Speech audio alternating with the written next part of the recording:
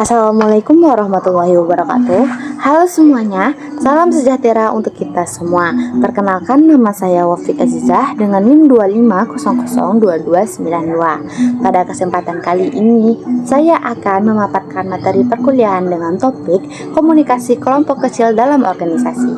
Teman-teman, di dalam sebuah organisasi, komunikasi adalah hal yang sangat penting. Tanpa komunikasi yang baik, koordinasi dan kerjasama tidak akan berjalan dengan lancar. Nah, salah satu bentuk komunikasi yang paling sering terjadi dalam organisasi adalah komunikasi kelompok kecil. Misalnya dalam rapat tim, diskusi proyek, atau kerja kelompok. Nah, dalam video ini saya akan menjelaskan satu persatu. Yang pertama yaitu pengertian komunikasi kelompok kecil. Yang kedua, ciri-ciri komunikasi kelompok kecil. Yang ketiga, tujuan komunikasi kelompok kecil. Yang keempat, kelompok kecil sebagai suatu sistem. Yang kelima, fungsi, karakteristik, dan variabel kunci komunikasi kelompok kecil. Nah, mari kita mulai dengan membahas pengertian komunikasi kelompok kecil. Komunikasi kelompok kecil adalah proses pertukaran informasi, pesan, dan perasaan antara sejumlah kecil orang dalam organisasi, biasanya antara 3 orang sampai 12 orang, dengan tujuan tertentu seperti memecahkan masalah, membuat keputusan, atau melaksanakan tugas bersama. Nah, artinya yaitu kelompok kecil ini tidak besar seperti rapat seluruh organisasi, tapi cukup kecil agar setiap orang bisa aktif berinteraksi dan didengar. Nah, menurut Shaw, ada 6 cara untuk mengidentifikasi komunikasi kelompok kecil ini. Yang pertama yaitu terdiri dari individu yang dapat saling mempengaruhi. Yang kedua yaitu masing-masing memperoleh kepuasan dari hubungan tersebut. Yang ketiga, mereka berinteraksi untuk mencapai tujuan bersama. Yang keempat, setiap anggota memiliki peran dan saling terkait. Yang kelima, berkomunikasi secara tatap muka. Yang keenam, jika salah satu unsur ini hilang, maka tidak termasuk komunikasi kelompok kecil. Nah, jadi inti dari komunikasi kelompok kecil ini adalah interaksi langsung yang saling mempengaruhi untuk mencapai tujuan bersama. Nah, jadi dapat kita simpulkan berarti komunikasi ini paling penting dalam sebuah organisasi. Nah, selanjutnya saya akan membahas ciri-ciri komunikasi kelompok kecil. Ada beberapa ciri khas dari komunikasi kelompok kecil ini, yaitu yang pertama, anggota terbatas. Jumlahnya yang kecil sehingga semua orang yang ada di sana bisa saling mengenal. Yang kedua, interaksi langsung. Biasanya seperti tatap muka. Jadi, umpan balik bisa cepat dan alami. Yang ketiga, memiliki tujuan bersama. Kelompok dibentuk untuk mencapai target tertentu, seperti menyelesaikan tugas atau membuat keputusan. Yang keempat, adanya peran dan norma. Artinya, setiap anggota memiliki tanggung jawab dan aturan tidak tertulis yang disepakati bersama. Nah, dengan ciri-ciri ini, komunikasi kelompok kecil ini lebih mudah membangun keakrabannya dan kekompakan dalam sebuah organisasi di bidang komunikasi dibandingkan komunikasi besar yang sifatnya seperti formal. Nah, selanjutnya mari kita bahas tujuan komunikasi kelompok kecil. Komunikasi kelompok kecil ini memiliki 2 tujuan, yaitu tujuan personal dan tujuan pekerjaan. Tujuan personalnya itu yang pertama menjalin hubungan sosial agar anggota saling mengenal, bergaul, dan memperkuat hubungan interpersonal. Yang kedua yaitu menyalurkan perasaan atau ekspresi diri, seperti berbagi rasa kecewa, takut, harapan, atau pengalaman pribadi. Yang ketiga yaitu kelompok terapi, membantu seseorang mengubah sikap atau perilaku dengan bimbingan karakter atau psikologi. Yang Yang keempat, belajar dan berbagi pengetahuan. Maksudnya, setiap anggota dapat belajar dari pengalaman anggota lain. Nah, lanjut ke tujuan yang kedua, yaitu tujuan pekerjaan. Yang pertama, pengambilan keputusan.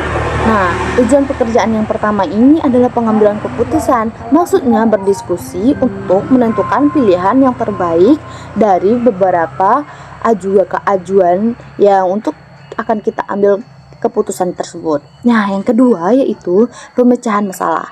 Mencari solusi bersama untuk kendala yang dihadapi dalam pekerjaan atau proyek.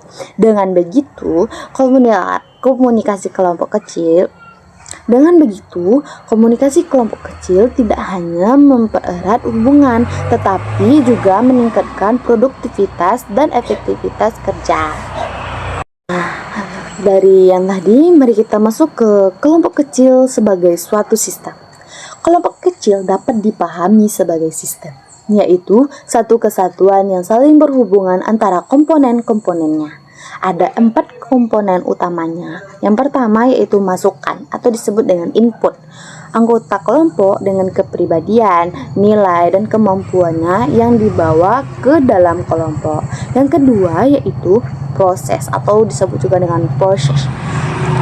Artinya interaksi verbal dan nonverbal selama kegiatan kelompok. Yang ketiga yaitu hasil atau disebut juga dengan output. Nah, keputusan, solusi, atau kesepakatan yang dihasilkan bersama. Yang keempat, balikan atau disebut umpan balik atau feedback. Evaluasi atau tanggapan yang diberikan setelah kegiatan untuk memperbaiki proses selanjutnya. Artinya, kelompok kecil itu bersifat dinamis dan berkesinambungan. Setiap hasil yang diperoleh akan mempengaruhi proses pertemuan berikutnya. Nah, dari sistemnya yang tadi, maka kita akan masuk fungsi komunikasi kelompok kecil. Fungsi komunikasi kelompok kecil dalam sebuah organisasi ini sangat penting. Antara lain yang pertama, pengambilan keputusan. Misalnya rapat untuk menentukan strategi. Yang kedua yaitu pemecahan masalah, mencari solusi atas kendala yang muncul. Yang ketiga yaitu koordinasi kerja, menyamakan langkah antar bagian agar pekerjaan selaras. Yang keempat, berbagi informasi dan ide, mempengaruhi kebijakan atau inovasi. Yang kelima, meningkatkan hubungan sosial dan kerjasama, membangun rasa kebersamaan. Dengan kata lain, komunikasi kecil adalah alat utama untuk menjaga efisiensi dan keharmonisan dalam sebuah organisasi tersebut.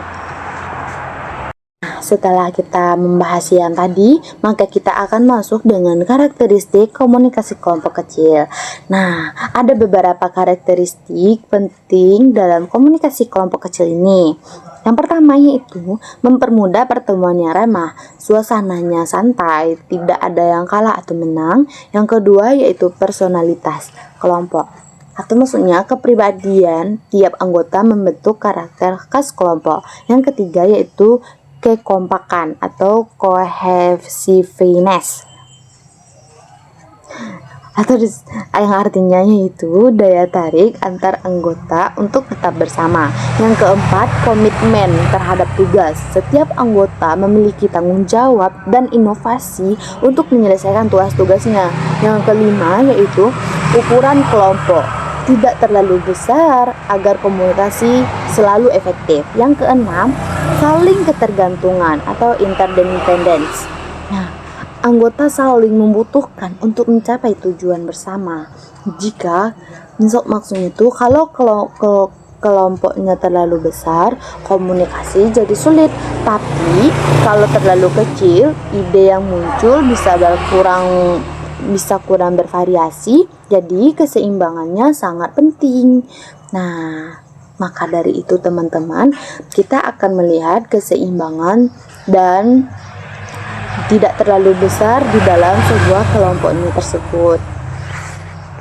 Nah, beberapa karakteristik tadi yang kita bahas, sekarang kita akan masuk dengan variabel kunci komunikasi kelompok kecil.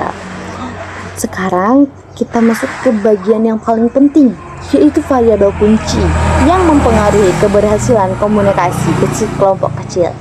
Nah, yang pertama yaitu peranan berdasarkan fungsi. Yang pertama, peran tugas. Fokus pada pencapaian tujuan seperti memecahkan masalah atau membuat keputusan. Yang kedua, peran pemeliharaan. Nah, menjaga hubungan dan keseimbangan emosional antar anggota. Nah, yang kedua yaitu peranan kepemimpinan. Pemimpin berperan memfasilitasi interaksi dan menggerakkan anggota. Pemimpin yang efektif mampu mengatur fungsi kelompok sekaligus menjaga suasana agar tetap kondusif. Nah, yang ketiga ya peranan jaringan dan ekologi kelompok. Bentuk jaringan menentukan bagaimana pesan mengalir. Yang pertama yaitu sentralisasi, seperti roda atau huruf Y, komunikasi cepat dan efisien. Nah, yang kedua yaitu desentralisasi, seperti lingkaran, cocok untuk masalah kompleks dan meningkatkan moral anggota.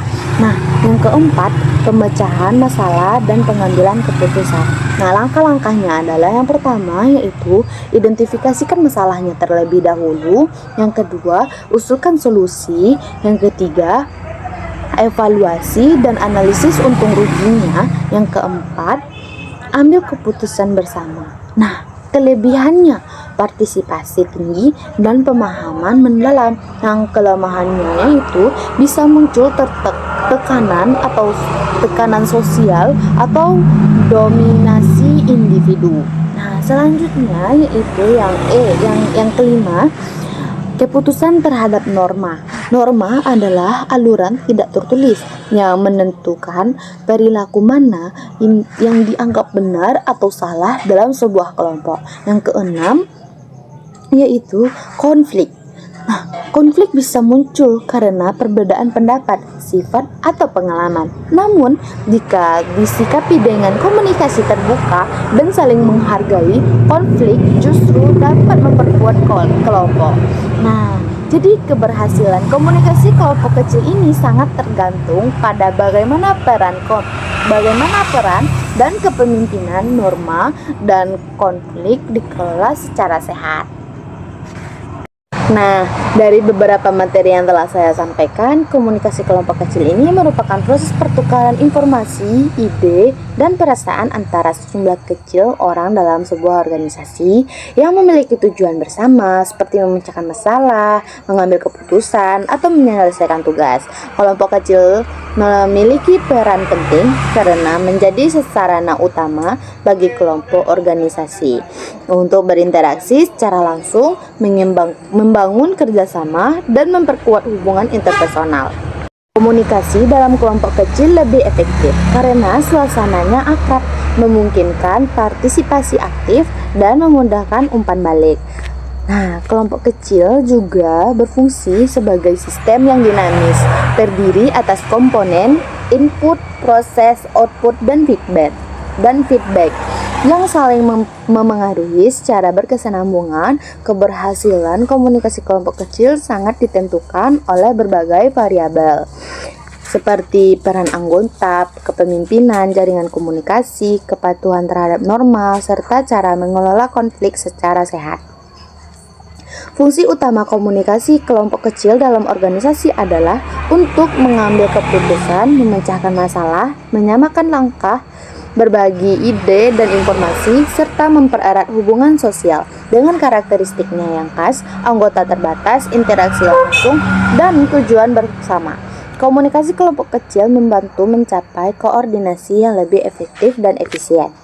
Pada akhirnya, kemampuan berkomunikasi dalam kelompok kecil tidak hanya meningkatkan produktivitas organisasi, tetapi juga membentuk sikap saling menghargai, keterbukaan, dan kerjasama.